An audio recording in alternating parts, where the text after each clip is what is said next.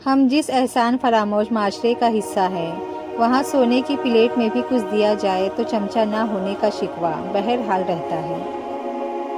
کسی کو اپنے سے کمتر مت سمجھو، نہ جانے خدا نے ان کو کون کون سی صلاحیتوں سے نوازا ہو۔ پیٹ میں گیا زہر ایک انسان کی جان لیتا ہے، جبکہ کان میں گیا زہر کئی رشتوں کی جان لیتا ہے۔ زندگی بہت خوبصورت ہے، اور شکر کرنے کے لیے یہ وجہ کافی ہے کہ اللہ ہم سے محبت کرتا ہے۔ کوشش کرے کسی کے آنسو کی وجہ آپ کا لہجہ یا رویہ نہ بنے، کیونکہ گناہوں میں سب سے بڑا گناہ کسی کی دل آزاری کرنا ہے۔ محبت بوجھ نہیں ہوتی، پھر بھی جھکا دیتی ہے۔ آنسو مسکراہٹ سے زیادہ اسپیشل ہوتے ہیں۔ پتہ ہے کیوں؟ کیونکہ مسکراہٹ تو ہر کسی کے لیے ہوتی ہے، مگر آنسو ان کے لیے ہوتے ہیں جنہیں ہم کھونا نہیں چاہتے۔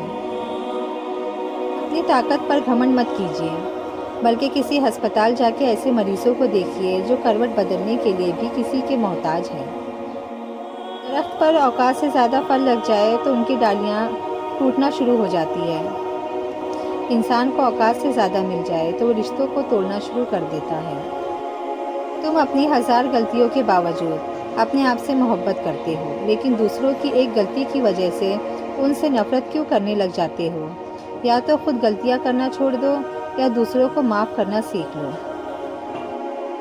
بات نیت کی ہوتی ہے صاحب، کوئی کعبہ سے بھی خالی ہاتھ لوٹتا ہے اور کوئی گھر بیٹھے رب کو پا لیتا ہے۔ دلوں میں بدگمانی پیدا ہو جائے تو فوراً اس پر وضاحت کا لیپ مل لو، ورنہ چپ کا زہر ہمیشہ کے لیے رشتے کو اپاہج کر دے گا۔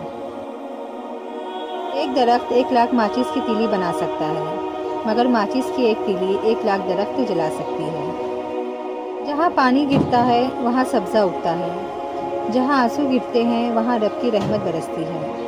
انسان کو بولنا سیکھنے میں 2 سال لگتے ہیں، لیکن کون سا لفظ کہاں بولنا ہے یہ سیکھنے میں پوری زندگی گزر جاتی ہے۔ لمبی امیدوں سے دور رہا کرو، کیونکہ وہ تمہارے پاس موجود نعمتوں کو بھی حقیر بنا دیتی ہیں۔